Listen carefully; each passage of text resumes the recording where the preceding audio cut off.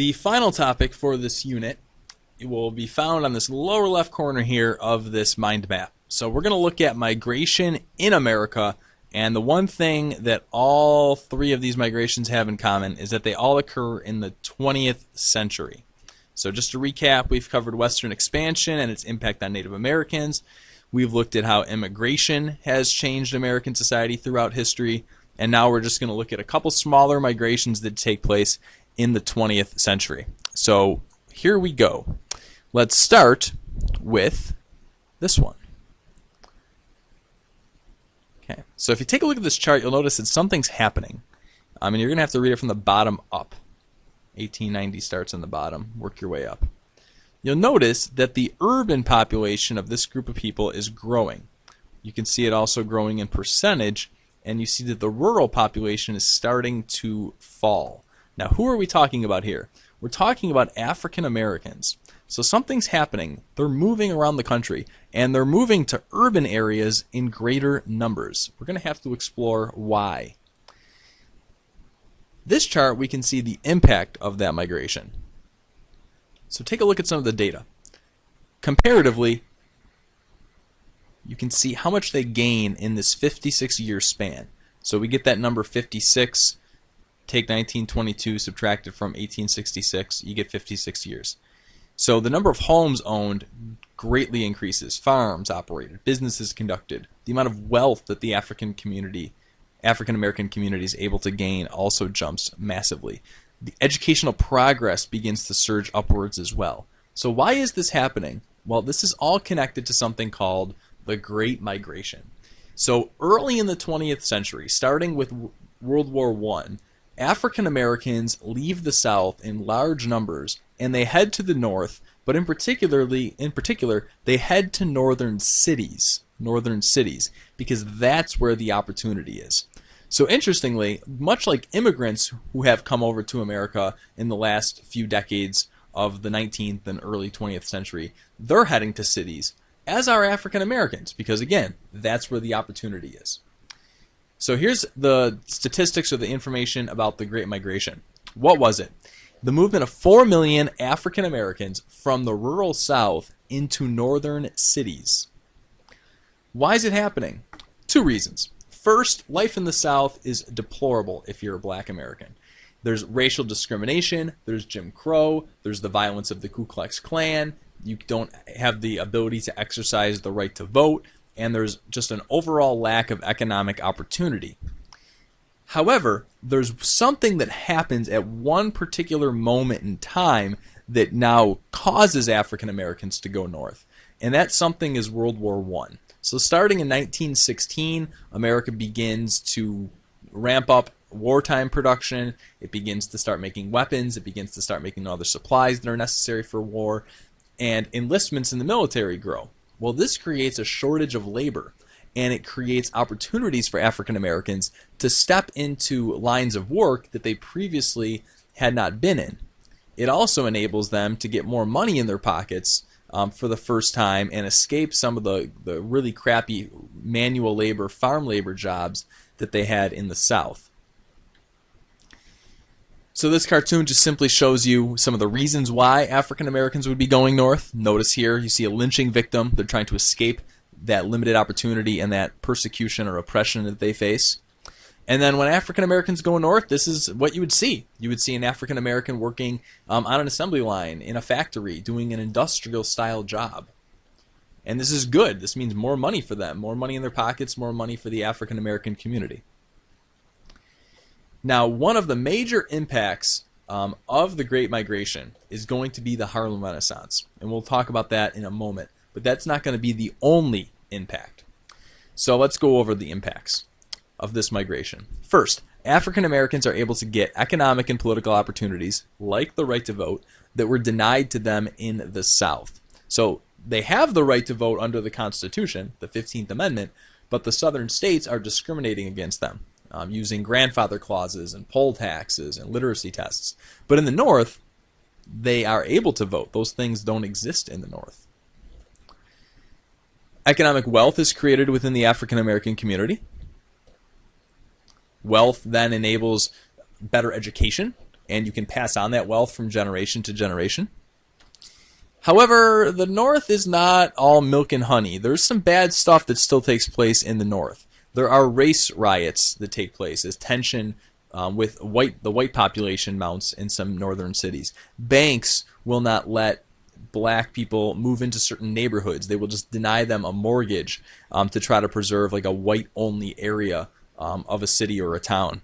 Unions will not allow blacks to join, and as a result, blacks are oftentimes used as what are called scabs or strike breakers, which only creates higher tension along racial lines between white workers and black workers. So the discrimination persists. It doesn't go away. The North, you don't have Jim Crow in the North, but you still have racism, you still have some forms of discrimination.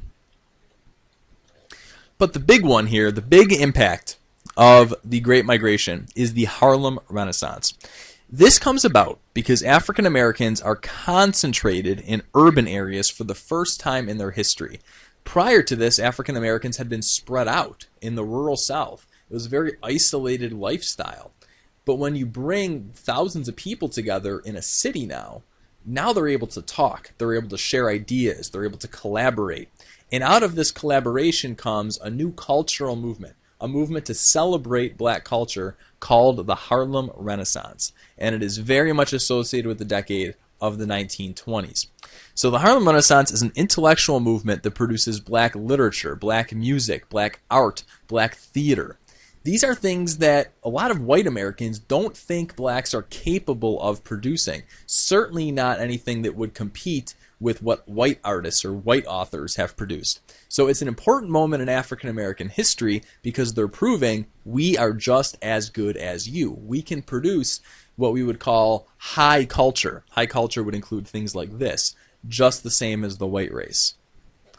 It also redefines black identity. So this is, if there's one message about the Harlem Renaissance, it's this. Celebrate blackness. Black is beautiful. To be black means to be something good, not to be associated with slavery. So for centuries, blackness had been associated with slavery. The Harlem Renaissance's mission is to detach black identity from slavery and make it about something else. A celebration of black progress. These are some important individuals that contribute to the Harlem Renaissance. Langston Hughes was a poet. Duke Ellington pioneers jazz, which is historically been an African American creation. Also the blues. And Zora Neale Hurston is a famous author to come out of the Harlem Renaissance. So on this point of celebrating blackness, one thing that you start to see during the Harlem Renaissance is this. Depictions of Mary, Joseph, and Jesus as black. So, right, this isn't something to be ashamed of, that African Americans begin to say, yes, we're proud of our race, we're proud of our color, we're proud of our ancestry. So much so that God, the God they preach or they create or they worship, is just like them, black. This is Duke Ellington. Jazz is a very interesting form of music. Jazz will help to influence hip-hop. It'll help to influence rock and roll. Neither of those two genres would exist without the contributions of jazz artists. So jazz becomes a very popular form of music, not only among African Americans, but among white Americans. Ironically, white Americans will they'll want to go to jazz concerts and hear jazz performers, and so they will actually create, ironically, white-only jazz concert halls, and the only black people allowed in are the performers themselves. And then take a look at this poem by Langston Hughes. You can see the message of the Harlem Renaissance in this. And I'm going to point you to the last line. I, too, am America. So African Americans are just as much part of the African Americans are just as much a part of the American experience as any other race of people, and they want to express that through poetry like this.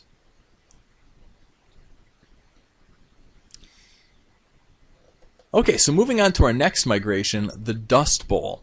You really need to visualize the Dust Bowl. So if you click on this picture, it will actually take you to a link on PBS's website. And then once that link loads, there's a series of thumbnail videos. You're going to want to click on the video that says intro. You really just have to see it. So go ahead and do that. Okay, so now that you've watched that video, take a look at this dust cloud, this dust storm. That cloud is about 15,000 feet in the air. It is like a mountain coming at you. The Dust Bowl is one of the worst environmental disasters in American history, and it is entirely man-made. So here's what it is. The soil of the Great Plains is destroyed during wind or dust storms. The soil of the Great Plains simply blows away. Now, how can soil simply blow away? Well, throughout the 1920s, a lot of farmers were guilty of over-farming. They would not let their soil lie fallow. They would simply farm it year after year after year. They were running tractors 24/7. They were running them at night. Any piece of land that they can put into production, they put it into production. Why were they doing this? Because it meant higher profits. Drought. Mother Nature throws a curveball to the farmers of the Great Plains. After years of drought, the soil becomes very, very fine. Now, this in combination with over-farming is what makes the soil dusty. And then once the wind comes, it's gone. And then we add a third factor, the Great Depression. So the Great Depression is going to cause over-farming to go into hyper mode, because when prices fall, once the crisis hits, now farmers are like, oh, I have less money in my pocket. How do I make it up? I simply have to farm more. And so drought and over-farming will kill the climate or the soil of the Great Plains. What impact does this have? You can't stay there. You will suffocate to death. You can't farm. There's no soil. The sun will be completely blocked out during a dust storm. So over 2.5 million people leave, and they seek opportunity elsewhere. The problem is, this is during the Great Depression. Opportunities are very limited elsewhere. So over 1 million of them will actually head to California to seek jobs in agriculture. Jobs as simple as picking fruit, manual labor in the fields. They don't have, not like they can go out and buy their own piece of land in California. All they can really do is work as migrant field workers. So the Okies or Arkies, this refers to the groups of people that moved. Many of them were stereotyped as being from either Oklahoma or Arkansas. They faced a significant amount of hardship when they move. You would see signs like this: jobless men keep going. We can't care for you in our town. So the police would actually meet these migrants at the edge of town and say, turn around. Typically you would know who a migrant was because they would have this car where they would put everything they own in it and simply head out to the West Coast in it. So it was every material possession they could possibly take, they would try to take with them. And The Grapes of Wrath is a very famous book that you don't read in English class. You read Of Mice and Men by John Steinbeck, but it's a similar book that explains the conditions that these migrants faced. Much like we already said, the police meeting them at the door and turning them around, violent mobs of workers who are unemployed rising up and assaulting the Okies and the Arkies as they wander throughout California looking for a day's work. So that is the impact of the Dust Bowl. And this is where it takes place. So we talked about the Great Plains. In particular, it's one area of the Great Plains. This area tends not to get that much rain. And obviously when Mother Nature stopped the rain from falling in the 1930s, it only made matters worse. And our final migration, suburbanization. What is a suburb? Well, a suburb is an area outside of the city. So what we find is that after World War II, a trend in American history is reversed. For most of the 19th and early 20th century, Americans were moving from farms into cities. However, after World War II, Americans moved out of cities and into the suburbs. Now, why are they moving out of cities and into suburbs? One of the biggest causes is the baby boom. So after World War II, a generation of soldiers comes home and they waste no time restarting their life, getting married and starting to have a large family. They are the largest generation ever because the average family size is at least 4 to 5 kids, whereas today the average family size is about 2 kids. So you have all these babies, you have all these kids, you need more space, you need more bedrooms. Life in the city just doesn't cut it There's not enough space, so people are seeking new opportunities for housing, and the suburbs are where they're at. The other thing that happens is the GI Bill is passed. This, among other things, helps veterans to get easy loans. So they're able to get a mortgage a lot easier than if they were just a private citizen going to a bank. Excuse me. This is going to make home buying possible. It's also going to make home construction possible. You also need to have automobiles. You cannot live in the suburbs without an automobile. Suburbs are spaced out. Houses are spaced out. And as a result, public transportation pretty much does not exist. So to get around the suburbs, you need a car. The fact of the matter is that during the 1950s, the price of the automobile falls because of new mass production techniques that World War II helped us to discover. And so now a lot of families can go not just from having one car, but having two cars, making that mobility that's essential to life in the suburbs possible. And then this is the big one, the interstate highway system. This system was a major construction project during the 1950s. It was the brainchild of President Dwight Eisenhower. As a young man in the 1920s, he tried to take a road trip from the East Coast to the West Coast, and it took him 60 days because America's road network was so primitive, so haphazard. But then when he fights in Germany during World War II, he is awestruck by Hitler's Autobahn, which is a very modern highway system that Hitler had built to link all of the major German cities.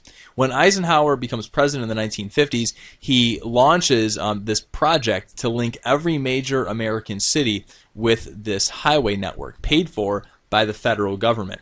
So anytime you see a blue shield with a little bit of red trim, that refers to a federal highway that was built as part of the interstate highway system. In Buffalo, the I-90 runs right through Buffalo. Then we have a kind of offshoots of it, the 290, the 190, and the 33. These would all be part of the interstate highway system, or links to the interstate highway system.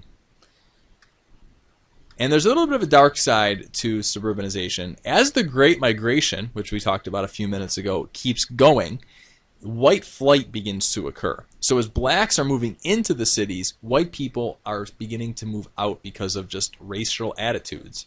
And the fact that they can move to the suburbs now because of the highways, because of the automobile, it makes it possible. So to say one more thing about the highways, because of our elaborate road network here, let's imagine you have a job in downtown Buffalo. With a car, and because of the highways, you can live further and further away and still get to work in a relatively short amount of time. Before the highways, this would not have been possible. So guess what? Nobody lived in Cheektowaga. Nobody lived in Depew. Nobody lived in Tonawanda, because to only take the local roads would take you 40, 50 minutes to get into the city of Buffalo. But with highways, you can get into city Buffalo in 10 to 15 minutes. So that short commute makes the growth of the suburbs possible. Now, what are the effects of suburbanization? Well, as the growth of the suburbs increases, the growth of the cities declines or stops growing. So businesses begin moving to the suburbs, people begin moving to the suburbs, and that completely hollows out the cities. So cities have fewer jobs and less economic opportunities for the people who are living there. If you were to drive around the east side of Buffalo, you would not find businesses. There's nothing there. Those jobs left. There used to be jobs there. There used to be businesses within certain parts of the city, but they all moved out to the suburbs in the 60s and 70s and 80s and 90s, leaving the people who are already living there trapped without any economic opportunities. It also creates segregation, and this type of segregation is called de facto segregation. It's not the same as Jim Crow. This is different because nobody's forcing blacks and whites to live separately. It's just a matter of economic realities. So the whites who have cars, who can afford a house in the suburbs, move out, whereas African Americans might be trapped with less economic opportunity and they're stuck in the cities. And then the last effect, the homogenization of American culture. Homogenization means you're taking something and you're making it all the same. So American culture becomes the same. Anytown, USA. So if you think of Transit Road, you're going to think of certain stores: Home Depot, Lowe's, Dick's, Walmart, Target, Olive Garden, Chipotle. Chain stores, right? Chain stores, big box stores. Anywhere you go in America, you can find these stores. And that's because of the interstate highway system. Now it makes it possible for a company that's maybe headquartered in Boston to also have outlets throughout the country. Because with the interstate highway system, you can ship products across America in 72 hours, which is pretty remarkable how fast you can get across that 3,000 miles of land. So, doesn't matter. American culture becomes the same all over. Same stores, same restaurants, coast to coast, north to south, regardless of where you are, all made possible because of the highway system. Now, the city of Buffalo, on a local history note, used to be one of America's greatest cities. It was the fourth largest city in America in terms of population. It had more millionaires per capita than any city in America. We had this very beautiful, elaborate park system designed by a famous architect called Frederick Law Olmsted. And what the city of Buffalo does is it completely decimates the park system, and it completely destroys the city by building suburbs. Here's what happens.